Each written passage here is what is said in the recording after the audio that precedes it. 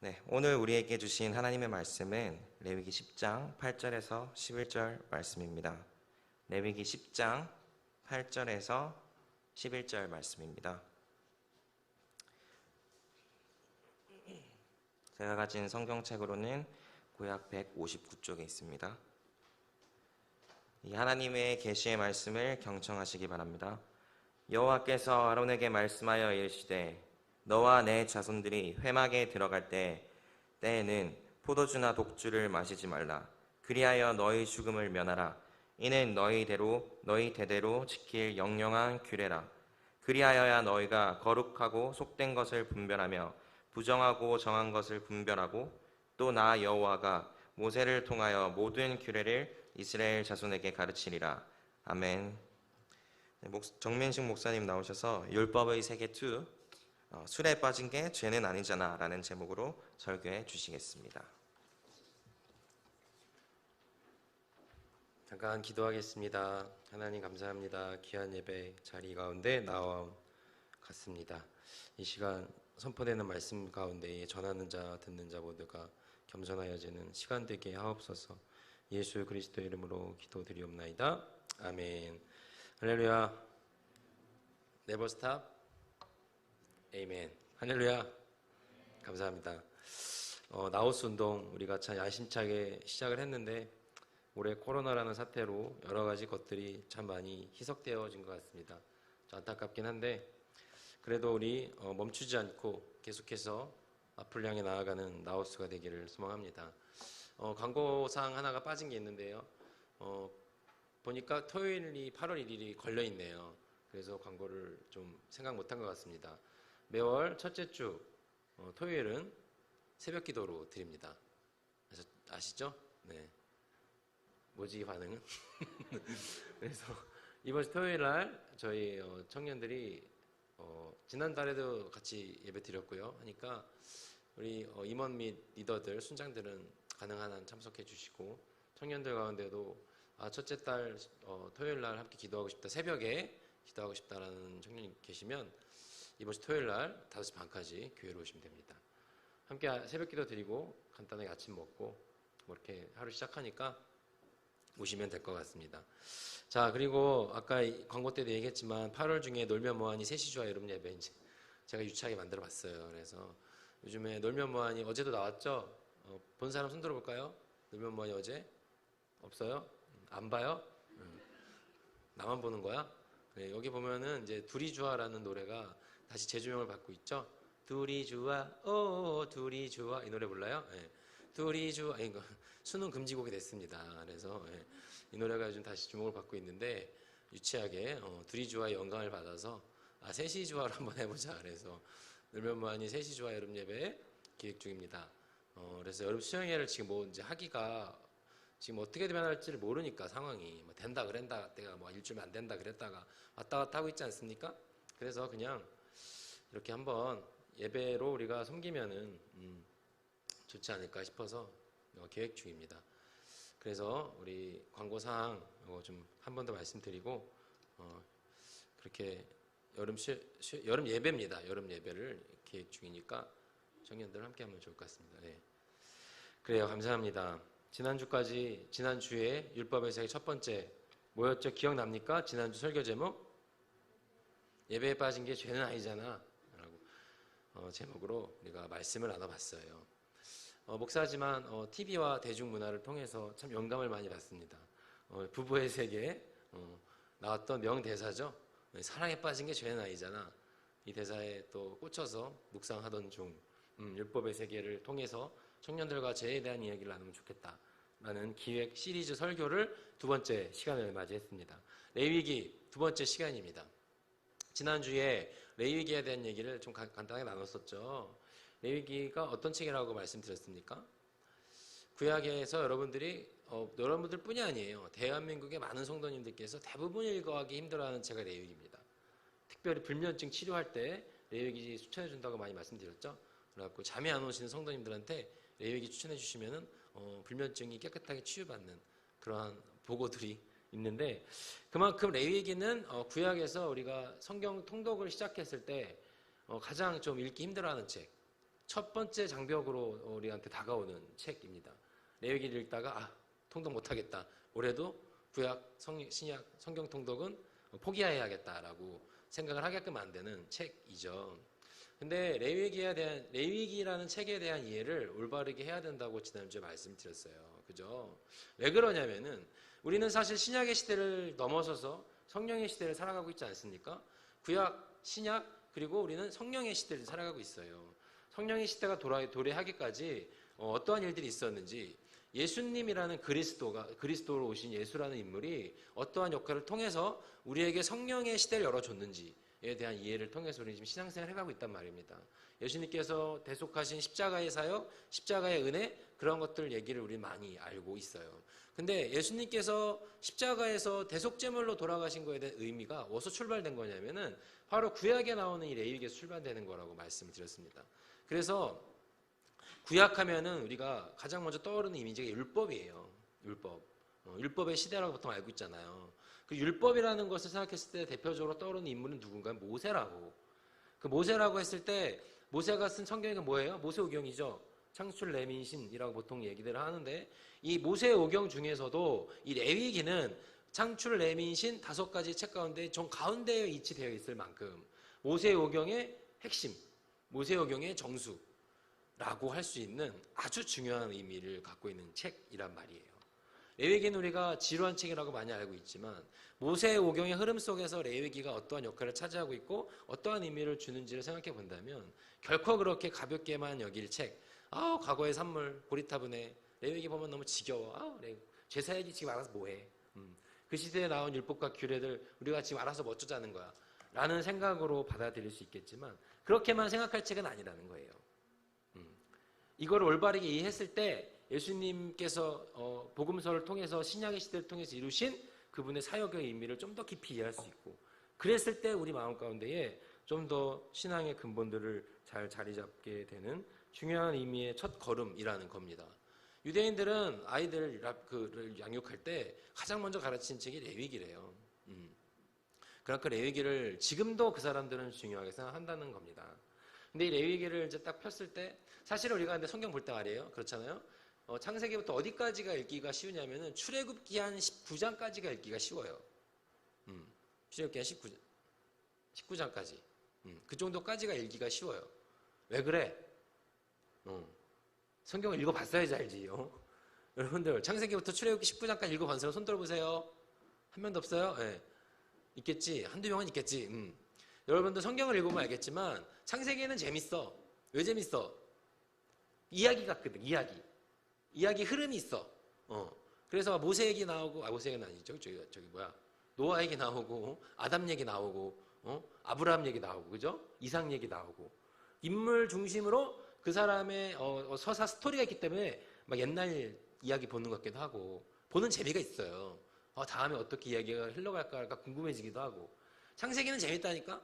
표정들이, 그래요? 창세기가 그런 책이었어? 라는 표정이 지금 반이 넘는데, 성경 좀 읽으세요. 여러분들, 알겠습니까? 창세기는 재밌어. 출애굽기도 재밌어.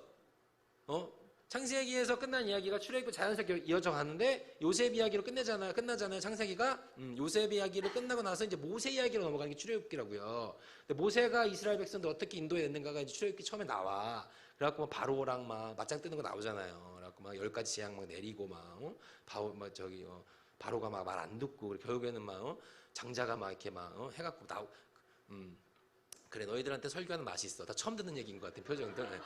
그렇죠. 네. 그런 얘기가 나와요. 출애굽기에 재밌어요. 출애굽기에도 보다 보면 재미가 있어. 어떻게 될까? 이 다음에 뭐가 나올까? 보는 맛이 있어. 그래갖고 출애굽하고 이제 뭐 광야로 와서 막 홍해 건너고 그런 내용도 쭉쭉쭉 나오거든요. 출애굽기 그게 15장을 넘어서 16, 17, 18장까지 나와요. 19장에서 무슨 일이 벌어지냐면 시내산 앞에 도착한다고. 시내산 앞에 도착했을 때 이때부터 이제 성경이 읽기 어려워져. 사실은. 그때부터 무슨 내용이 나오냐면은 시내산에 도착해서 모세가 시내산 정상에 딱 올라갔을 때 가장 먼저 하나님한테 받은 게 뭔 줄 알아요? 뭘 받았습니까? 그때 10계명을 받았다고. 그렇지. 20장에 10계명이 나와요. 10계명 이후부터 조금 읽기가 힘들어져. 왜냐하면 모세가 이거 우리 정민식이 아우성에서 다 한 거야. 성경 공부를 좀 그래요. 그래서 좀 그래 하여튼 모세가 출애굽기에서 시내산 몇 번 올라가는 줄 알아요? 하나 많아요. 아무도 몰라 지금. 내가 분명히 가르쳐 줬는데. 아우성 들은 멤버들 몇 번 올라가냐면 3번 올라가요. 3번 올라가는데 모세가 시내산에 한번 올라갔다 내려올 때마다 막 율법들이 쏟아져 나와. 제일 첫 번째가 10계명이야. 그래갖고 살인하지 말라, 간음하지 말라, 뭐 우상 섬기지 말라, 안식일 지켜라. 10가지 계명을 선포한 이후에 이제 막 그들이 막 종교법이라든지 뭐 성경 그런 것들에 대한 법들이 막 나온다고요. 그러니까 그때도 사실 조금 읽기 힘들어져. 사실은 출애굽기 20장부터 내용이 좀 지루해져요. 그러면서 그때 뭐 하나님께서 야훼께서 모세한테 어떠한 명령을 하시냐면은 이제는 내가 너희들을 이렇게 시내 광야 산 이런 막 대자연 속에서 만나는 게 아니라 너네들을 만날 새로운 공간을 내가 만들겠다. 그런 거에 관련된 규정들이 출애굽기 막판에 나와요. 그러니까 너네가 이제 회막을 만들어라 하는 거예요. 회막을 만들어라. 그래서 회막을 만들 때 어떻게 만들 것이며 뭘 갖다 쓸 것이며 너희들 회막에 들어갈 제사장들은 옷은 어떻게 할 것이며 어떻게 만들 것이며 그런 것들에 대한 내용이 쭉쭉쭉쭉 나와요. 그렇게 이제 출애굽기가 끝나요. 그래갖고 이제 그런 것들을 만드는 내용으로 출애굽기가 끝난다고요. 끝나고 나서 시작되는 게 레위기라고요. 자, 레위기 1장 1절 한번 읽어봅시다. 어떻게 시작하는지. 레위기 1장 1절. 레위기 1장 1절 한번 볼까요? 어떻게 시작하는지. 레위기 1장 1절. 자, 시작. 그렇지. 거기까지. 여호와께서 어디에서? 회막에서. 회막을 만드는 내용으로 출애굽기 끝난다고요. 그리고 나서 이제 하나님께서 시내산으로 모세를 부르는 게 아니라 어디로? 회막으로. 이제부터 회막 시대가 열리는 겁니다.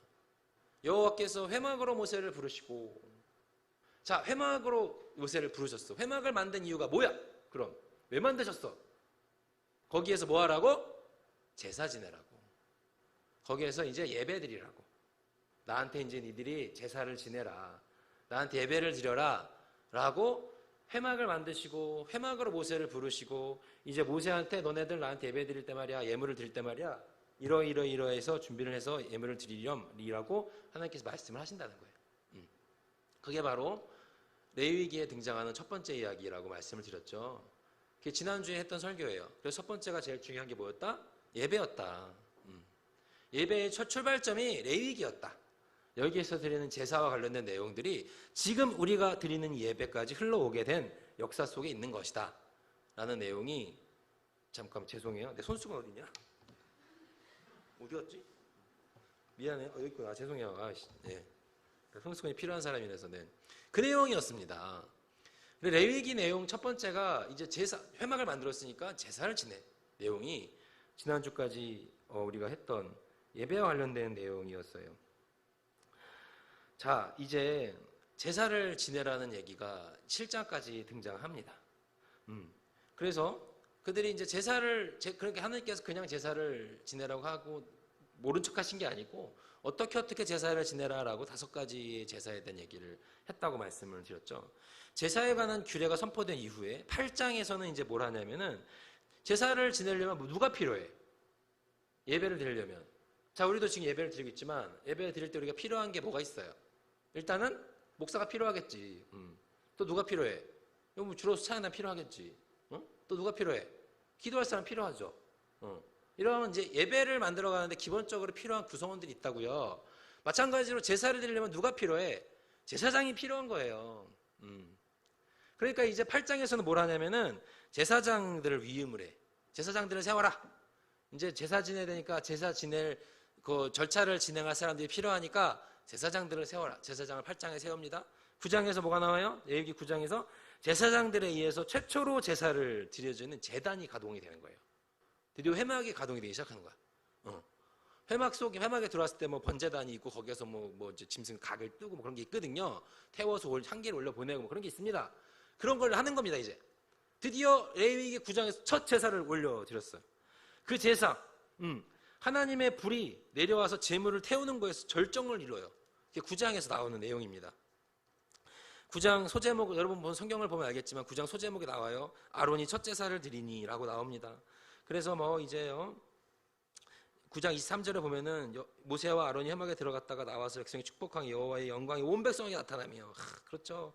24절 9장 24절 불이 여호와의 앞에서 나와 제단 위에 번제물과 기름을 차른지라 온 백성이 이를 보고 소리지르 엎드려. 멋있죠. 네. 첫 제사를 드린 거예요. 근데 이제 불이 여호와 앞에서 떨어져 나와갖고 막 그 제단 위에 있는 그 제물들 태웠다고 오늘 성경은 얘기해요. 백성들이 그걸 보고 하나님께 영광 돌리고 엎드리고 막 너무 소름 끼치고 너무 이제 감동적인 장면이 첫 제사 가운데 펼쳐지고 있습니다. 그게 9장까지의 내용이에요. 자, 그런데 그러면 10장에는 그럼 어떠한 우리가 오늘 이거 10장이죠? 10장에는 어떠한 내용이 펼쳐집니까? 10장 소제목 뭐라고 나와 있어요 혹시? 여러분 이거 성경에 나답과 아비후가 어떻게 했다고요? 벌을 받아 죽었어. 첫 제사를 너무 성공적으로 잘 드렸습니다. 와, 하나님의 임재가 성막 가운데 임하고 하나님의 불이 제단 위에 떨어지면서 절정을 이루고 와, 우리가 이제 드디어 시내산에서 만나는 하나님이 아니라 하나님께서 만들어주신 성막을 통해서 이제 우리 하나님과 만나는 이 놀라운 예배의 시작, 제사의 시작을 이룬 이때에 첫 제사를 아름답게 드렸는데 뭐가 벌어지냐면은 그 사람들이 잘못해서 벌을 받았다는 내용이 나와요. 나답과 아비후는 제사장들이었는데 이 사람들이 성막에 들어가서 제사를 지내다가 불에 타서 죽는 사건이 벌어지는 거예요. 충격에 휩싸인 거죠. 이스라엘 공동체가 이제 충격에 휩싸인 겁니다. 와, 이제 제사 지내고 성막에 들어가면 하나님 만날 수 있고 너무나 자신들의 어떤 기쁨과 감격 속에 있어야 되는 그러한 흐름을 이어가야 되는 이 타이밍에 어떠한 일이 벌어지냐면은 하나님 때문에 죽는 사람이 발생한 거예요. 충격에 휩싸입니다. 와, 이런 일도 벌어지네? 제사 드리고 났는데 나답과 아비후가 불에 타 죽었대. 사람들이 충격에 휩싸요. 어떻게 되는 거지 이러면은? 10장에는 제사에 실패한 내용이 나와요. 근데 참 우리의 인생도 비슷하지 않습니까, 여러분들? 여러분들 이제 여름 수련회 우리가 수양회를 오래 못해서 이제 세시주와 여름 예배를 할 건데요.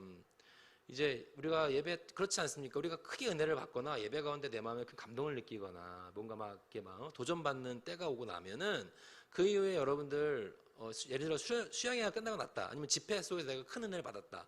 그러고 나면 여러분들 가장 먼저 뭐가 찾아와요? 솔직히 말해서 시험이 찾아오지 않던? 뭔가 영적으로 내가 막 하이텐션으로 뭔가 탁 하늘을 나는 것 같은 그런 충만한 기분을 느끼다가 갑자기 막 탁 다운되는 그런 경우 해본 적 없어요? 세상 가운데 나아갔는데 뭐가 나는 이제 하나님 말씀대로 열심히 살 수 있을 것 같은 느낌을 받고 탁 나갔는데 막상 내 눈에 펼친 현실 속에서 또 나한테 시험 들고 내 마음을 찌르는 말들 듣게 되고 변하지 않는 환경 속에서 또 영적으로 다운되는 일들 경험하지 않습니까? 비슷해. 성경도 뭘 봐요. 첫 제사 얼마나 영광스럽게 드렸어. 근데 이 나답과 아비후가 죽었어요. 근데 왜 죽었는지가 중요해. 왜 죽었는지. 오늘 나답과 아비후가 죽었는데 그거에 관련된 말씀이 오늘 이제 우리가 읽은 본문이에요. 우리가 읽은 본문 한번 읽어볼까요? 10장 8절에서 9절까지만 읽어봅시다. 8절에서 9절까지만. 자, 시작. 여호와께서 아론에게 말씀하여 이르시되 너와 네 자손들이 회막에 들어갈 때에는 포도주나 독주를 마시지 말라. 그리하여 너희 죽음을 면하라. 이는 너희 대대로 지킬 영영한 규례라 라고 합니다. 오늘 말씀을 보면 제사에 실패한 이유가 이것 때문인 것 같아요. 그죠? 뭐라고 말합니까? 뭘 마시지 말래요? 포도주나 독주를 마시지 말래요.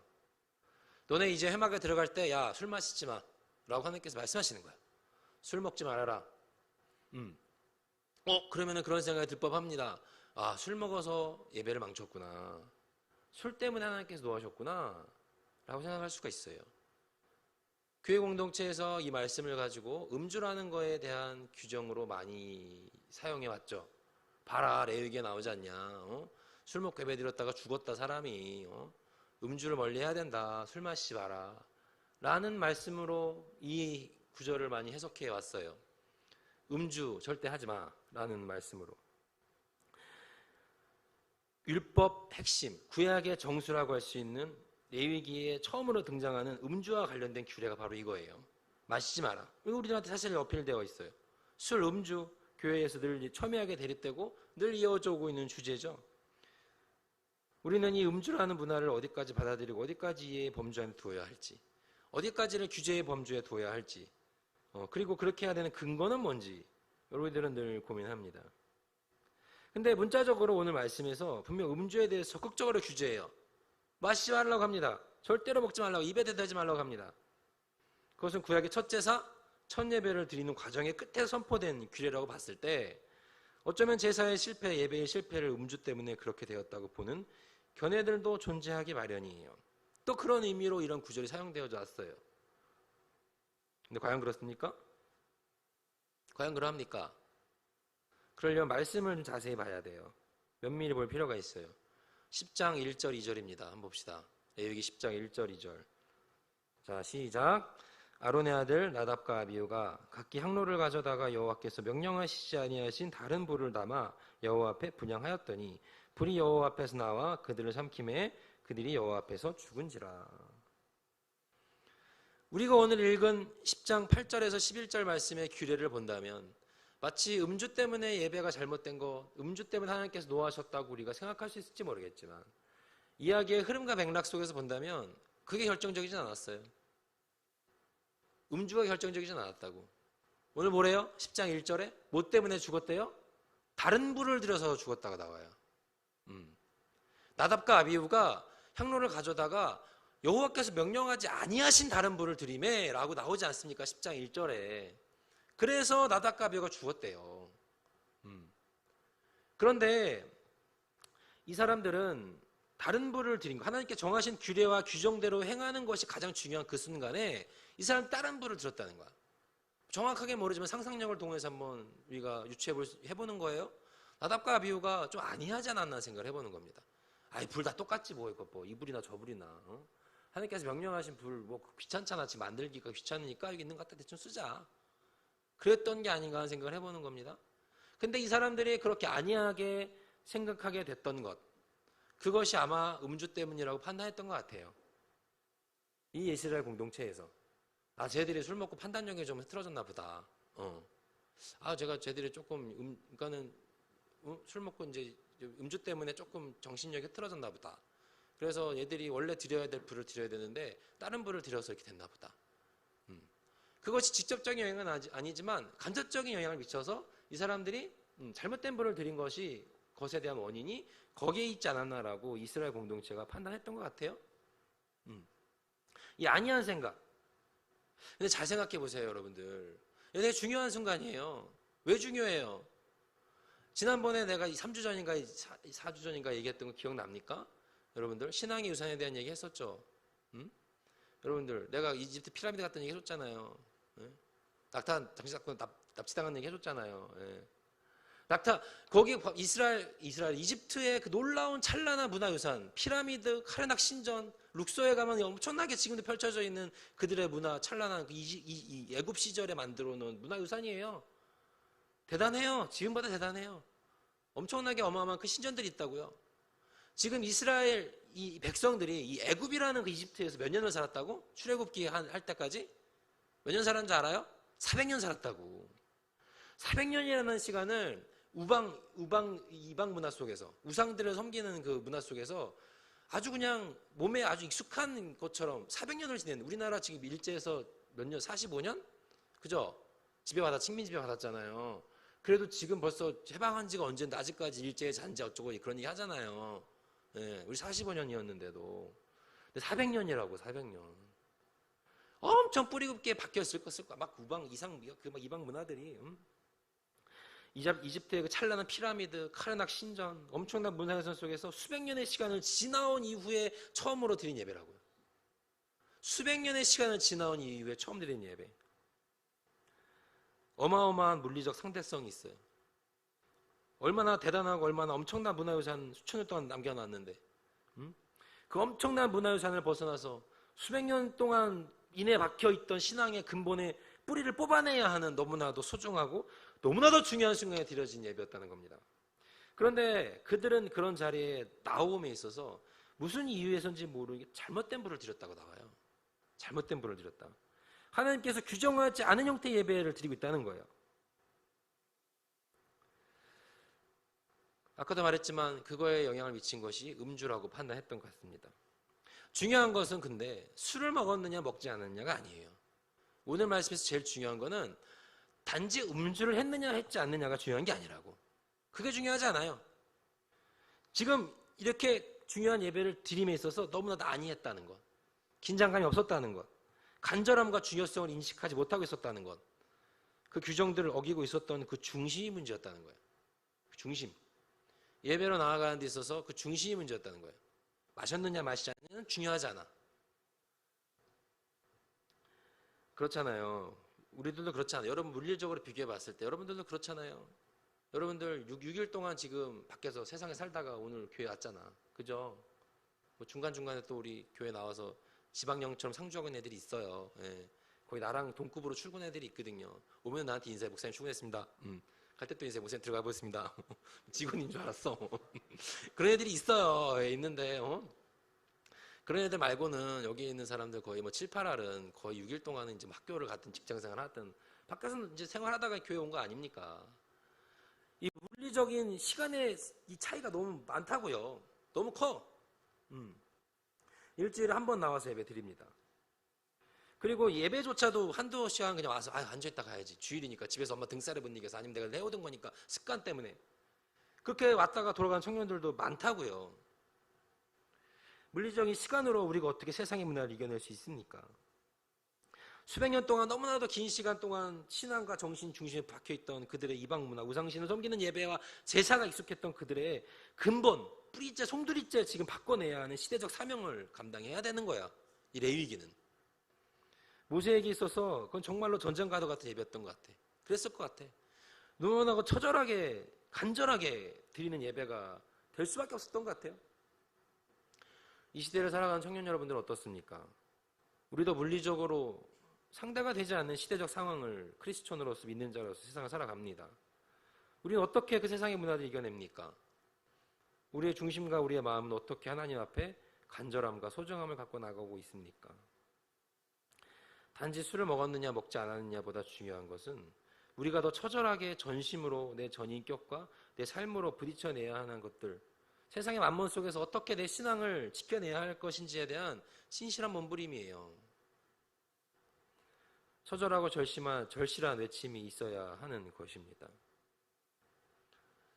그런 의미에서 봤을 때 음주는 본질이 아니에요. 술, 담배는 본질이 아니야. 근데 너무 오랜 시간 동안 한국 교회는 이 문제 때문에 싸웠어. 단지 술 먹었느냐 안 먹었느냐, 담배 피냐 안 피느냐, 이 문제로 너무 많이 싸웠어. 그런 거 이제 그만합시다. 교회에서 이제 술 먹느냐 먹지 않느냐 그런 논쟁 이제 그만해요. 그 중요한 본질이 아니에요. 왜 자꾸 본질도 아닌 문제에 서로 간에 얽매여서 너는 왜 먹네, 너는 왜 안 먹네 그러면서 싸우고 있습니까? 본질이 아닙니다. 신앙의 근본, 그것은 뭡니까? 10장 3절입니다. 3절 말씀 한번 볼까요? 10장 3절 시작. 모세가 아론에게 이르되 이는 여호와의 말씀이라. 이르시기를 나는 나를 가까이 하는 자 중에서 내 거룩함을 나타내겠고 온 백성 앞에서 내 영광을 나타내 하셨은즉, 이라고 합니다. 나는 어떻게 하는 자를 통해서 나의 영광을 드러내겠다고 하나님께서 하나님을 가까이 하는 자라고 합니다. 가까이 하는 자. 나를 가까이 하는 자 중에서 거룩함을 나타내겠고 라고 모세가 아론한테 얘기하고 있습니다. 이게 중요한 거예요. 술 드세요. 아니에요, 정말로. 나는 그런 얘기 하고 싶지 않아. 술 먹는다고 여러분 지옥 가는 거 아니에요. 그렇지만 술로 인해서 여러분의 정신과 예배의 정신과 신앙의 정신이 훼손될 여지가 있는 상황이 벌어진다면 우리는 그것을 자제해야 합니다. 자제해야 돼요. 오늘 성경이 말하는 술의 죄는 단지 그것을 먹었느냐 먹지 않느냐가 아니고 그것은 문자적 해석의 기준이에요. 그게 문제가 아닌 거고 그것이 우리의 신앙의 근본을 얼마나 훼손하느냐는 거의 문제인 거야. 이스라엘 공동체는 단지 그것을 먹느냐 먹지 않느냐의 문제보다 그것으로 인해서 예배의 정신이 훼손되고 하나님 앞에 올바른 예배를 드려야 함에도 그것이 지금 그것까지 망가뜨리는 상황이 벌어지는 것을 경계하고 있는 거예요. 마찬가지예요. 지금도 우리가 단지 그 문제 때 그 이슈 때문에 먹는 사람과 안 먹는 사람으로 갈려서 안 먹는 사람은 먹는 사람을 향해서 니들은 너무 문자주의적이다, 율법주의자라고 하고 먹는 사람은 안 먹는 먹는 헷갈리네. 안 먹는 사람은 먹는 사람을 향해서 니들 너무 세속적이다. 너네는 너무 세속문화 속에 찌들어 있다고 서로 간에 삿대질하는 것은 교회의 정신을 해치는 거라는 거예요. 그런 것이 예배의 정신을 해치는 거라고. 나도 예전에 술 많이 먹었어요. 이런 얘기 하면 시험 들려나? 괜찮아요? 지금은 안 마셔요, 당연히. 그런데 나도 예전 청년시 딱 여러분 나이 때야. 20살부터 내가 한 23살까지 이제 나실 나이 때구나. 한참 마셨는데 그때 당시에 나는 그랬어. 나도 그랬기 때문에 여러분들한테 술 먹지 말라는 얘기 하고 싶지 않아요. 나도 그랬는데 뭐. 꼰대 같은 얘기 하고 싶지 않아. 내가 술 얼마나 많이 먹는 줄 알아요? 겁나 많이 마셨거든. 새벽 3시, 4시까지 토요일 날 때리고, 다음날 성가대 가서 성가대 찬양하고 그랬어요. 막 술 냄새 나고 막 그러는데. 근데 그때는 그런 마음이 있었어. 아, 이렇게라도 하나님께 찬양할 수 있어서 그냥 감사한 마음. 그런 거 있죠. 내가 전날 좀 술 먹고 그랬어도 다음날 와서 내가 성가대 찬양하고 교회 섬길 수 있고 그런 게 그냥 좋았어. 내가 이렇게 죄인이고 부끄러운 모습이 많은데 그럼에도 불구하고 내가 이렇게 성가대석에 설 수 있고 교회 섬길 수 있다는 거에 대한 감사와 기쁨이 늘 있었어요. 실수도 많이 했지 그 시절에. 여러분들 술 먹고 실수해본 적 있죠? 없어요? 이 거룩한 척하는 표정들은 뭐야? 어디서 지금 그렇잖아요. 나 술 먹고 실수 많이 했어. 뭐 길바닥에서 자는 거 뭐 다반사지 뭐. 아저씨가 깨우고 가고 학생 여기서 자면 죽어 막 그러면서. 어느 날은 술 하다 많이 먹고 이제 집에 가다 너무 인사불성이 돼갖고 길바닥에 좋아앉아 또 쉬어가겠다 앉았어요. 어딘지도 몰라. 이게 잤나 보지 이러고. 어떤 아저씨가 지나가다가 나를 깨워요. 학생 일어나. 여기서 자면 죽어. 우리 나를 끌고 가는 거야 이렇게. 어디로 끌고 가는 거야? 나 술김에 아저씨 어디 데리고 가세요? 끌고 갔는데 어디 날 이렇게 눕혀놓더라고요. 그리고 갔어. 거기서 한 몇 시간 잤나 봐요. 깼더니 어딘 줄 알아요? 어디서 내 눈을 떴는 줄 알아? 아파트 화단. 얘가는 콘크리트에서 잠자면 이 돌아가니까 흙에서 자라고. 나를 흙 위에 눕혀놓고 가신 거예요. 그래갖고 날 막 그냥 막 그랬던 적도 있고 많아 뭐. 집에 들어가가지고 방바닥에다 피자 만들어 놓고 이제 뭐 저희 어머니가 근데 참 감사한 게 내가 이제 술을 많이 먹고 들어가면은요. 다음날 저희 어머니가 이제 그래요. 저한테 와서. 우리 어머니 되게 고상하신 분이시거든요. 교양이 넘치시는 분이에요. 절대로 큰 소리 내지 않으세요. 밥을 차려주면서 아들 아침 해장에 국을 끓여주시면서 아들 근데 어젯밤에 술 많이 먹었나 봐 막 그러세요. 아유 어머니 아주 술 많이 먹어. 근데 왜 그러세요? 그랬더니 어제 집에 와서 침 뱉더라야 이러면서 많이 있어요. 네. 술 먹고 뭐 헤어진 여자친구가 전화하고 막 이불킥 진짜 찐 진상이었죠. 네.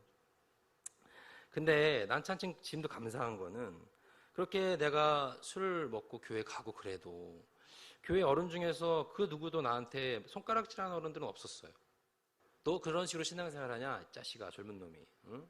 너 그래가지고 예배 드리면 되냐? 너 어디 술 먹고 지금 냄새 풍기면 성가대 서고 있어? 당장 때려쳐! 라고 말하는 어른들이 한 명도 없었어. 모르지 뒤에서는 뭐라 했는지 모르지 그거는. 저 정민식 저 누구누구 권사 아들인데 막 이런데 저런 그건 난 모르지 뒤에서 한 얘기니까. 근데 어쨌든 내 앞에서 그렇게 말하는 어른들은 없었어. 오히려 이러한 어른들이 많았어요. 이렇게 말해준 어른들이 많았어요. 그래 그렇게라도 나와서 교회 섬기는 게 대견하다. 그래 그렇게라도 나와서 교회에 붙어있는 게 은혜다 라는 얘기를 많이 들었어요. 나는 그 말들이 날 살린 것 같아요. 지금 생각해도. 그래서 내가 신학교 가기로 결심하고 이제 술을 끊었죠. 하루아침에 끊었어요. 정말 딱 하루아침에. 그때 들었던 그 말들을 나도 여러분들한테 해주고 싶어요. 그렇게라도 나와서 섬기는 여러분들이 대견해요. 그렇게라도 나와서 섬기고 있는 여러분들이 자랑스럽습니다. 나는 한 번도 그런 모습이 꼴보기 싫었던 적 없었어. 그럼에도 불구하고 이 자리에 나와서 여러분들 하나님 말씀대로 살고자 그래도 예배드리고 그래도 조금이나마의 몸부림을 치고 있는 여러분들을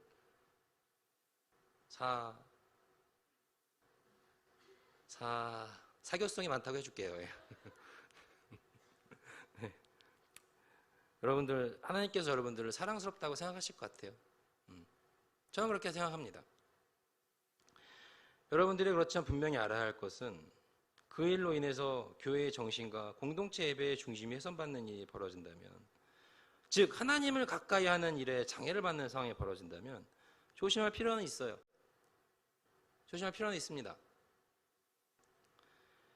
처음으로 내가 술을 끊어야지 되겠다라고 생각했던 때가 언제였냐면 어느 날 혼자 친구들과 이제 그날도 만나서 술 취해서 밤거리를 놀러 다니고 있는데 문득 그런 생각이 들었어요. 아, 이런 내 모습을 우리 중고등부, 나 중고등 교사였거든. 친구들이 본다면 실망하지 않을까. 그런 생각을 처음 해봤던 것 같아요. 그리고 나서 내가 바로 술을 끊었냐? 아니야. 그래도 먹었어. 근데 이게 내 혼자 나만의 마음으로 그런 음주와 관련된 것들이 때문에 하나님 앞에 서는 게 엄청난 죄책감이라고 막 내가 엄청난 큰 죄를 지었구나라고 느낀 적은 생각보다 많지 않았어. 근데 나 때문에 이러한 내 모습 때문에 다른 누군가가 힘들어지고 시험을 받거나 마음이 어려워지는 상황이 있다면 그거는 좀 조심해야 되지 않을까라는 생각을 합니다. 내가 하나님과의 관계 속에서 지금의 나의 모습이 그렇게 막 내가 물론 이렇게 막 사회적으로 막 칭찬받는 일은 아닐 수 있을지 모르겠지만 그렇다고 뭐 지탄받는 일은 사실 아니잖아요. 그런데 그거는 괜찮았어. 난 하나님과의 관계 속에서 나는 괜찮았어. 근데 이러한 나 때문에 다른 누군가가 좀 더 나보다 연약한 지체 누군가가 상처받거나 힘들거나 저 사람 때문에 교회 떠나야겠지 되지라고 생각한다면 그거는 별다른 문제인 거죠. 지금도 그래요. 난 목사지만 목사도 술 한잔 할 수 있지 라고 하면 여러분들 너무 시험 들까요? 아니에요? 그렇지만 당연히 나는 안 하죠. 그렇지만 우리 주변에 있는 분들 중에서는 또 이제 좀 진보적 교단에 계신 목사님들 가운데는 음주하신 분들 계세요. 부산은 좀 보수적 교단이 워낙에 많기 때문에 여러분한테 익숙치 않은 모습일지 모르겠지만 좀 더 이 교단은 여러 가지 다양한 신학적 색깔이 있지 않습니까? 좀 더 진보적인 교단에 계신 목사님들은 술 마시는 분들 많이 계세요. 그런 분들 보면서 내가 감히 손가락질하지 않아요. 할 수도 없고 그런 문제도 아니고. 그런데 개인적으로는 아닐 수 있지만 공동체적으로는 또 다른 문제라는 거죠. 내 개인으로서 하나님과의 관계 속에서는 나는 죄책감을 안 느낄 수 있지만 공동체에 그게 위해가 되고 공동체에 누군가가 힘들어지는 상황이 벌어진다면 그거는 조심해야 되는 거예요. 난 그렇게 생각합니다. 내가 집에서 나 혼자 소주 한잔 하는 것 하나님 앞에 죄책감 들 것 같지 않아요? 그럼 괜찮아요. 그렇게 할 수 있어요. 그런데 그 모습 때문에 누군가가 상처를 받고 그 모습 때문에 누군가가 하나님이 떠나는 마음이 들 것 같다면 난 너무 괴로울 것 같아. 난 그건 못 견딜 것 같아. 반대도 마찬가지예요. 안 먹는 사람도 먹는 사람들한테 손가락질하고 너네들 왜 그렇게 신앙생활 하냐고 뭐라고 할 수 있는 문제는 아닙니다. 그것 때문에 음주를 하는 지체가 난 조교에 갈 수 없다고 마음 먹는다면 뭐가 다릅니까? 같은 문제라는 거예요. 중요한 거는 교회의 정신, 공동체의 정신을 우리가 회복하고 그것을 지키기 위해 서로가 서로를 나보다 남을 더 낮게 여기면서 섬겨야 된다는 거예요. 단지 이건 술에 관련된 문제뿐이 아니에요. 모든 게 다 마찬가지야.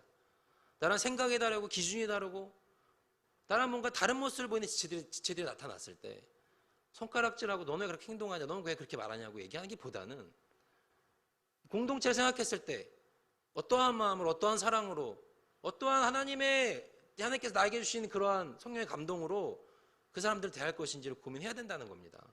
그게 제일 중요한 거예요.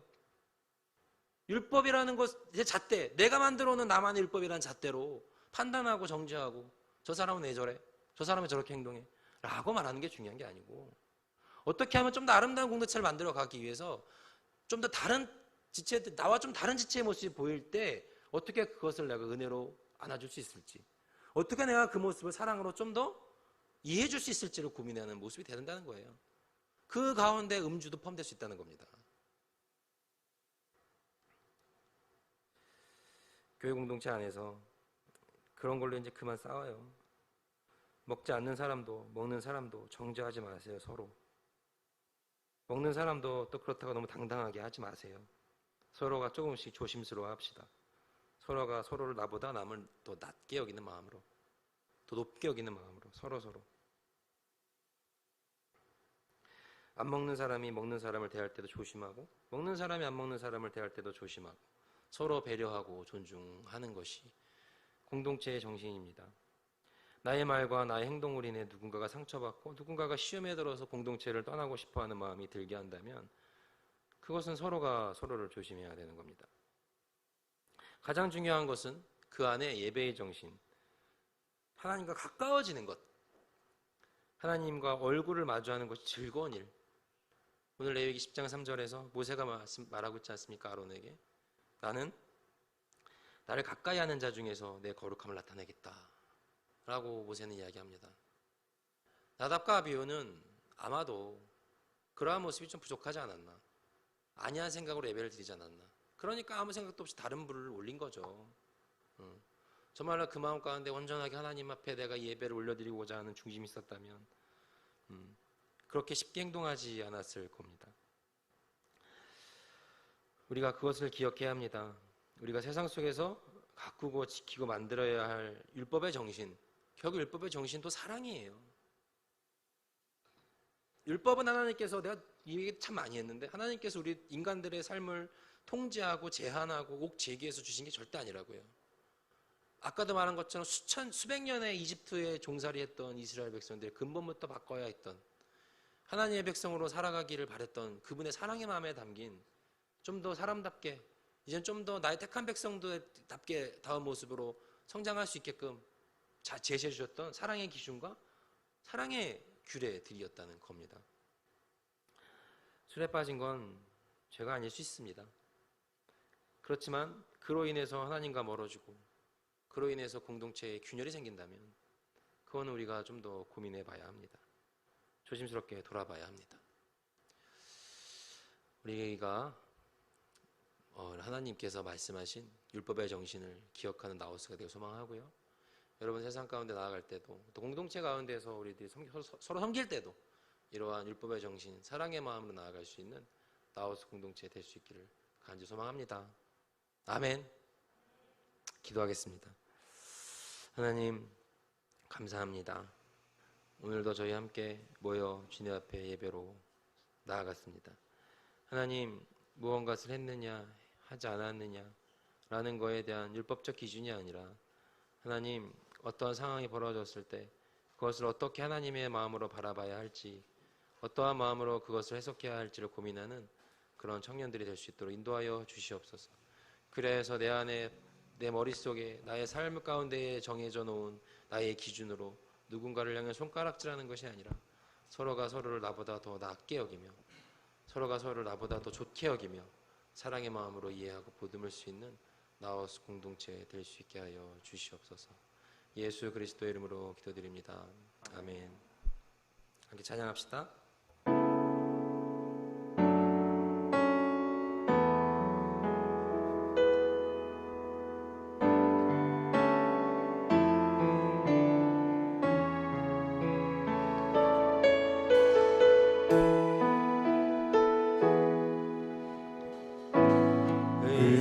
의지했던 모든 것 변해가고 억울한 마음은 커져가네. 부끄럼 없이 살고 싶은 맘 주님 아시네. 모든 일을 선으로 이겨내고 죄의 유혹을 따르지 않네. 나를 구원하신 영원한 그 사랑, 크신 그 은혜 날 붙드시네. 주어진 내 삶이 작게만 보여도 선하신 주 나를 이끄신 보내 중심을 보시는 주님만 따르네. 날 택하신 주만 의지해.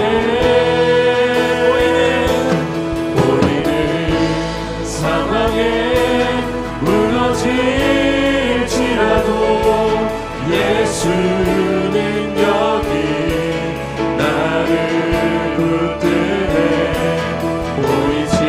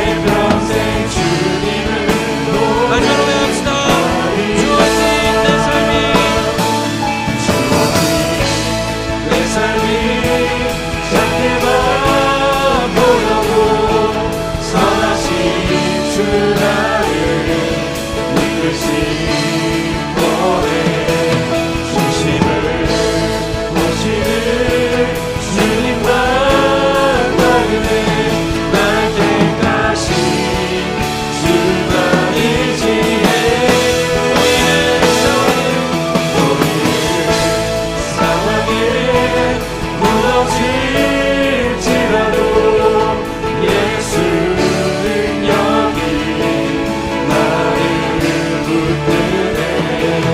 보이지 않아도 주님만 따르네. 내 평생 주님을 노래하리라.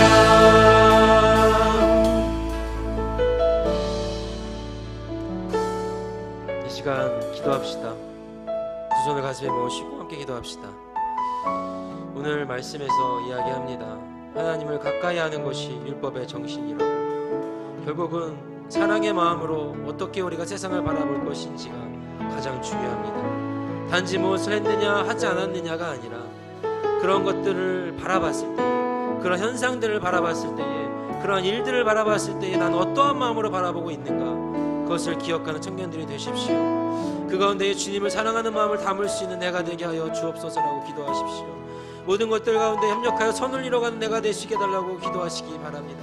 내 자신의 기준이 아니라 공동체의 유익이 되고 예배의 정신 가운데의 힘이 되는 나의 기준과 판단인지를 고민하는 청년들이 될 수 있게 해달라고 이 시간 기도하시기 바랍니다. 자기 기도하실 때에 간절한 마음으로 주님, 나에게 그러한 율법의 정신, 온전한 사랑의 마음이 복될 수 있게 하여 주시옵소서라고 간절히 기도하며 나아가도록 하겠습니다. 기도하겠습니다. 주님, 이 시간 기도합니다. 하나님, 이 시간 부르짖습니다. 하나님, 단지 무엇을 했느냐 하지 않느냐에 대한 기준이 아니라 하나님 그것을 바라보는 나의 마음이 과연 주님께 사랑의 마음이 있는지, 과연 주님께서 말씀하시는 사랑의 마음으로 하는 것을 감당하고 있는지, 주여 우리들의 마음을 열어볼 수 있게 하여 주시옵소서. 하나님, 가장 중요한 것은, 가장 우리가 바라는 것은, 가장 중요한 율법의 정신은 그 가운데 담긴 주님의 사랑이며 그 가운데 담긴 주님의 은혜이며 그 가운데 담긴 주님의 긍휼이 여기심입니다. 하나님, 나의 나로 난 또한 그런 마음을 품고 나아갈 수 있게 하여 주시옵시고, 하나님 율법의 정신으로 하나님 나아갈 수 있는 정신이 되시게 하여 주시옵소서. 사람들이 만들어 놓은 하나님하고 함께 되어 있는 정신으로 바라보는 것이 되지 않게 하여 주시옵시고, 우리들의 마음에 제스러움으로 그것을 판단하고 정죄하는 내가 되지 않게 해 주시옵시고, 나보다 남을 더 낫게 여기고 나보다 남을 더 사랑해 여기고 나보다 남을 더 좋게 여겨 주시고 나온 성년이 될 수 있도록 주여 인도하여 주시옵소서.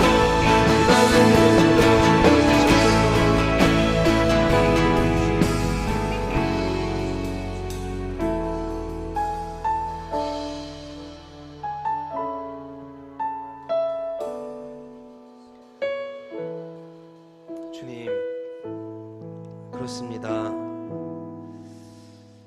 주님은 사랑의 마음으로 우리에게 율법을 주셨는데 우리 인간들은 내가 갖고 있는 잣대와 기준으로 그것을 판단하여 누군가를 향해 손가락질하였고 누군가를 향하여서 정죄하고 판단하였습니다.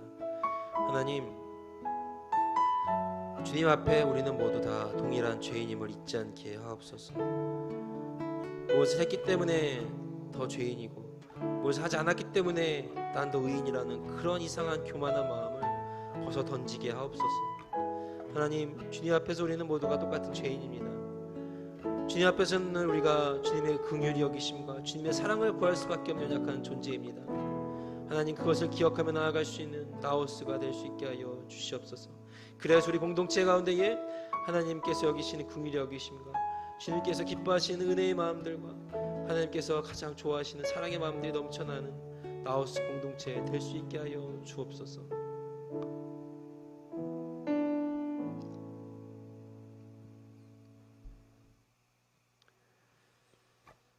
여호와는 내게 복을 주시고 너를 지키시기를 원하며 여호와는 그의 얼굴을 내게 비추사 은혜 베푸시기를 원하며 여호와는 그 얼굴을 내게로 향하여 대사 평강 주시기를 원하노라. 이제는 우리 주 예수 그리스도의 은혜와 하나님의 사랑과 성령의 이루어 교통하심이 율법의 정신은 곧 하나님과 가까워지기 위함임을 기억하며 내 삶이 예배가 되며 예배가 삶이 되어 늘 주님과 동행함으로 참 자유와 평안의 삶으로 나아가기를 소망하며 결단하는 이 자리에 모인 소풍나우스 함께 인터넷을 예배드리는 모든 청년들에게 이제부터 영원까지 영원히 함께 하시기를 간절히 축원하옵나이다.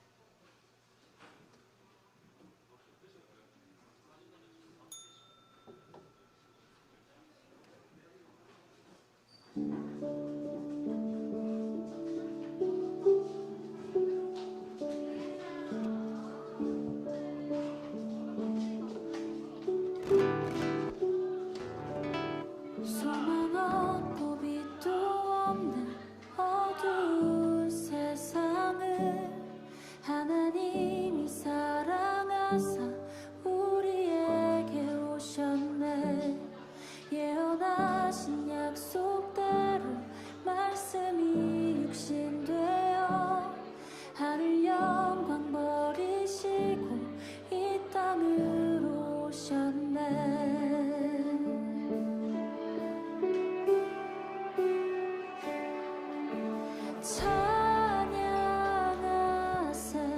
우리 주 삼위일체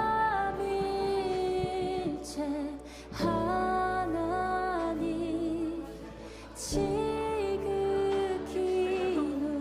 높으신 주 영원토록 찬양합니다.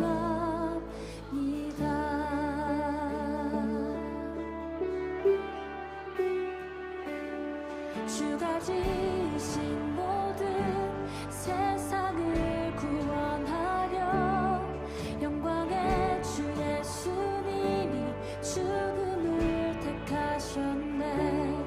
그 고통 속에서도 주의 뜻 기억하사 길을 잃은 우릴 위해 십자가를 지셨네.